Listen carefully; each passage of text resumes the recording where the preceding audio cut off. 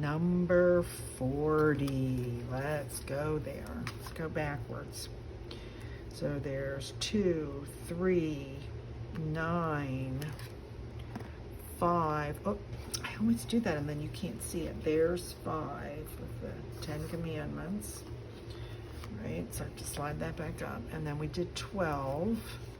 And we did that little accordion. So we've got all that information. And then you turn that page over and here is 40. The most important thing to remember about the number 40 is that it is symbolizing a period of testing, of trial, or probation. So let's look at some of those. They're not all in order of the list that I made, the way I put them in here, but to get all of the verses, I had to double and triple. Okay, if we look at Moses' life, okay, if you look at his entire life, he had a total example of trials and testing, and it was kind of like 3 blocks of 40 years, right? The first 40 years he was in Egypt, right? So he was an Egyptian and lived the high life because he was like a king in that time. Then he left when he discovered that he was really a Hebrew and he wanted to save his people, and he went out in the shepherd in the wilderness, and that was for another 40 years. And then he's called out by God to come and save his people and take his people to the promised land. So he's another 40 years out of Egypt, and then he waits 40 years for the promised land.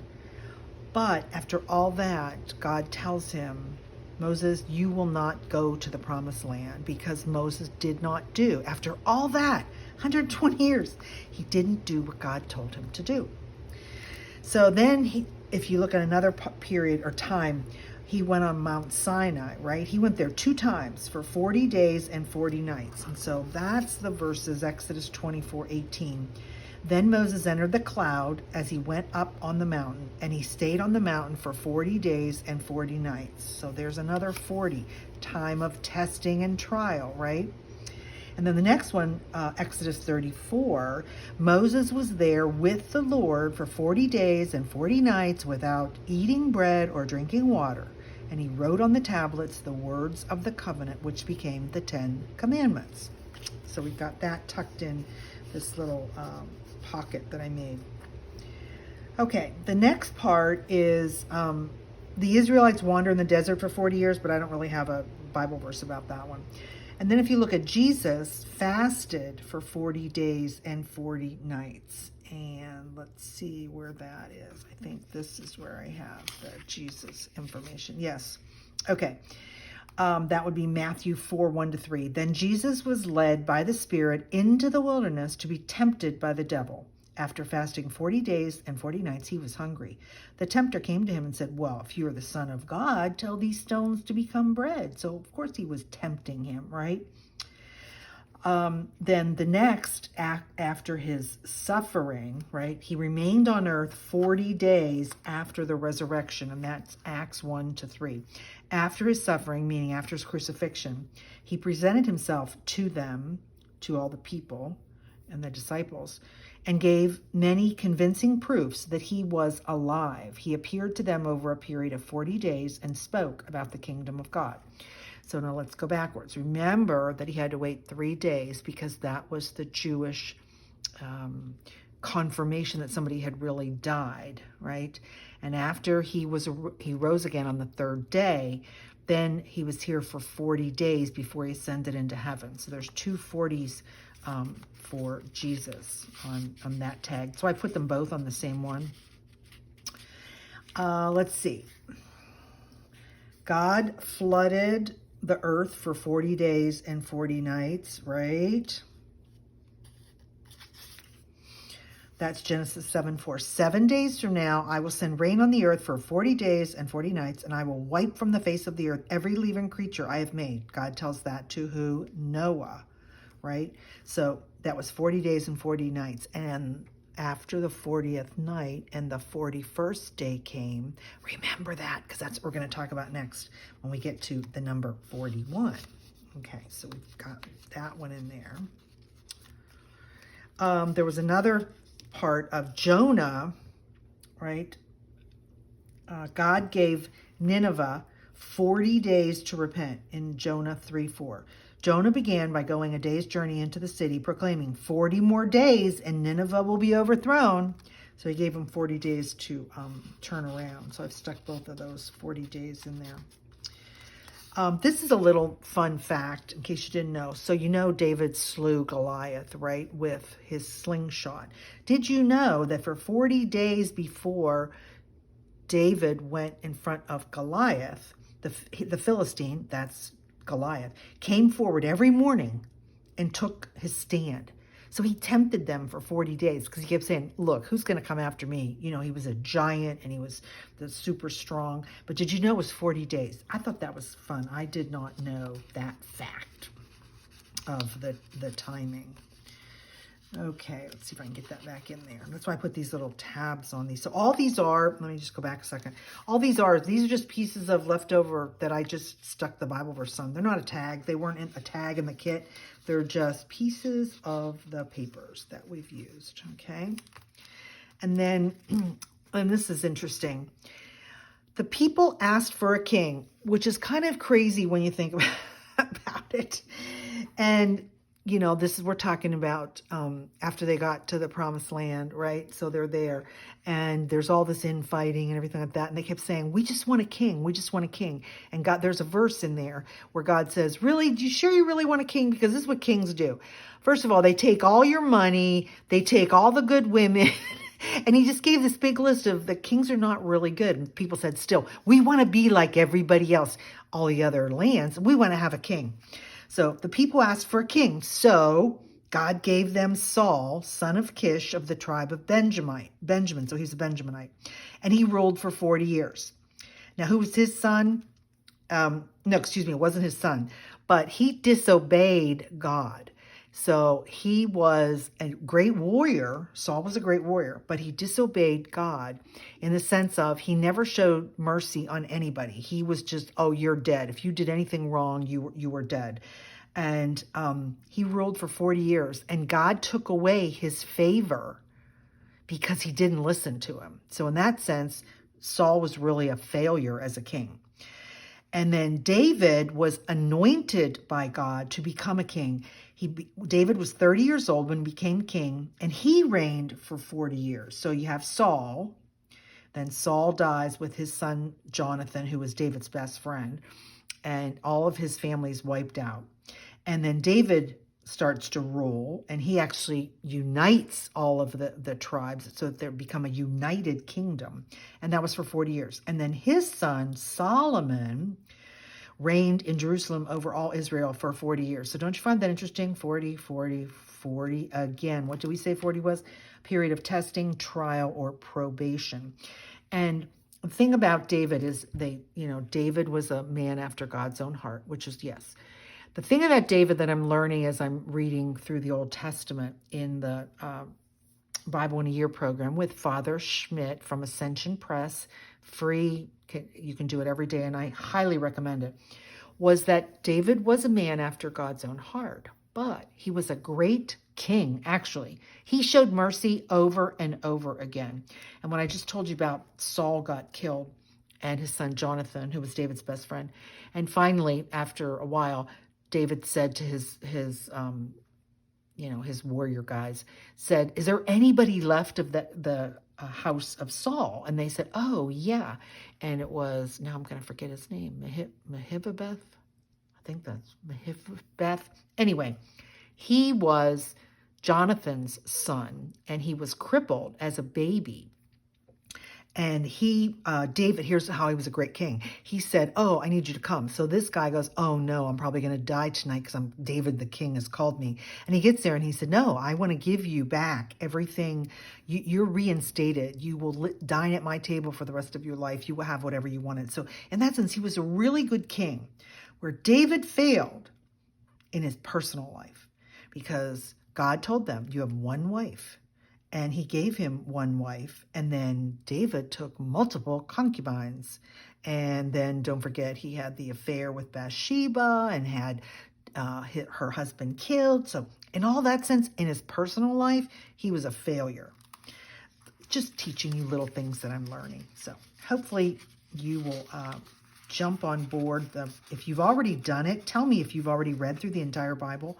Like, I'm excited that I'm doing this. And why can't I get this back in there? I don't know. It doesn't not want to go back in there today because I'm probably going underneath. There we go. Okay, I think I got everything read. Oh, here we go. 40 lashes. So another number 40. 40 lashes was the maximum whipping penalty in Deuteronomy 25:3. But the judge must not impose more than 40 lashes.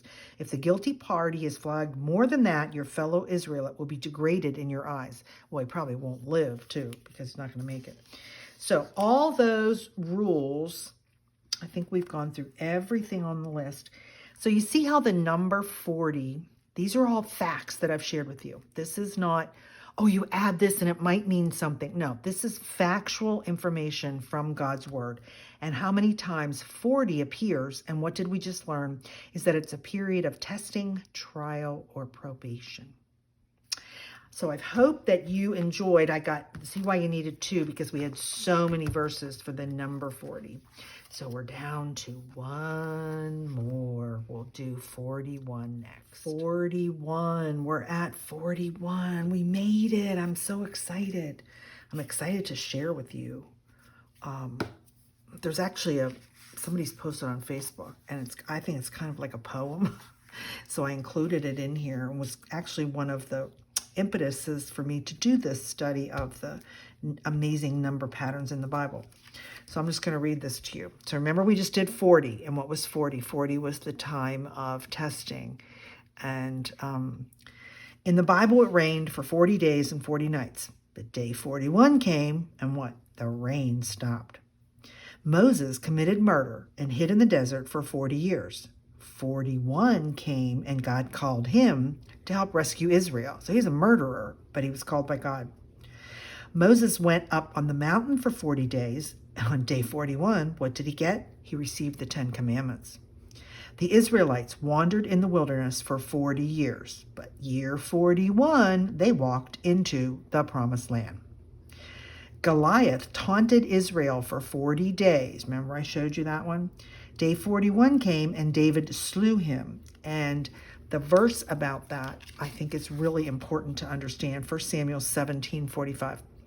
David said to the Philistine, this is to Goliath, "You came against me with the sword and spear and javelin, but I come against you in the name of the Lord Almighty, the God of the armies of Israel, whom you have defied. This day the Lord will deliver you into my hands, and I will strike you down and cut off your head." Of course, cut off your head. But I included that because it's all about God. For 40 days, Goliath thought he was in control. And on day 41, he was never in control. And David came with God's blessing and slew him. Jonah preached a message of repentance to Nineveh for 40 days. He kept telling him, you must repent, you must repent. Well, guess what? On day 41, God stopped his plan to destroy them. So 41 came. So it was good that he told them for 40 days, you need to stop and you need to repent. And they did. And God stopped his plan to destroy them. Jesus fasted and was tempted for 40 days. But on day 41, the devil fled. After his resurrection, Jesus appeared to his disciples for 40 days. On day 41, where did he go? He ascended into heaven. All this to say, don't quit. Don't give up. The rain will stop. The giant will fall, and you will enter your promised land. Don't give up at 40, because 41 is coming. Isn't that awesome? I love Bible study. I love learning all this because it's amazing. Yes, it's quite interesting. God is so awesome. Hopefully you have gotten all that out of this study, and I'm really glad that you came along the journey. I can't wait to see your junk journal that you made. And I printed this on clear sticker paper. Oh, so what did I do? I'm sorry. So there was a pocket. We made a pocket in the very back. So the first thing that I added on the very back was the little trifold that I gave you. 41 is coming. And I added some pictures, and there's some information in there. I just thought that was a cute little ending. And then in this pocket that we created, I took a piece of the manila file folder and I covered it with a piece of the background paper, left the tab, but I think I'm going to try it. Let's see if I can round this one. I don't know if it'll get rounded. Oh, it'll get rounded. Yay. Okay. Let's round those. That just looks nicer. We'll round all the corners. Okay, so I covered it with that paper, made sure that it slid all the way in, and the little tab is still up, which is fun. And now we are going to put all of our information on here. I'm going to put 41 right there, and we are going to add that information on the Bible verse because I thought that was good. So as I've shown you, when you have these big pieces that you're trying to put down in there, to hide them in half, that way, in case it's a little crooked, the whole thing isn't crooked, maybe just a little part. Again, clear matte sticker paper. Oh, good, I have a little handle on that one. Okay, that'll be good. So let's put that all the way up there. Let me take this sticker off of this. This is from this page. And we're gonna put 41 right there. Now I can lift this up, pull back, and it will go very nice and straight. Yay! That worked out great. I love sticker paper. Now we're going to put the next one, and it's got the half too, so good. I can line this up really nicely.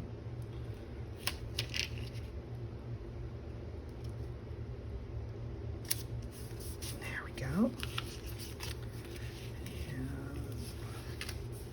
See, people go out and buy all those stickers. I don't buy stickers. I make stickers. Why not make your own? I think that's kind of cooler. Anyway, well, that way they coordinate with all my kids. So, of course, I make my own stickers. I'm feeling like that might need a little piece of something. Maybe we'll just put it like that. Oh, well, is that going to work? Maybe I should put a little beige something on there. Let's do that. Let's just tear it. Just kind of as an anchor, I think is what I'm thinking about.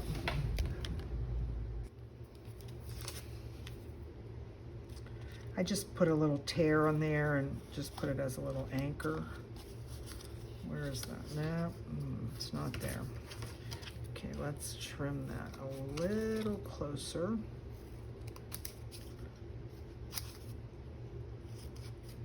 There we go. Okay, one more. There we go.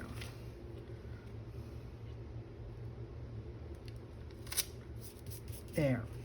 I used a font that was a little bit more bold so that when you put it on something maybe that has a background like that, that hopefully it will, you know, you can still see it. Yes, that looks so good. So we got the Bible verse, we've got our 41. I just don't like that part. I don't know that I can get that. So I will just do it by hand. I didn't like there we go. That looks much better. So 41 goes in there. So remember, whatever problems you've got going on, if it lasts a long time, remember 41 is coming.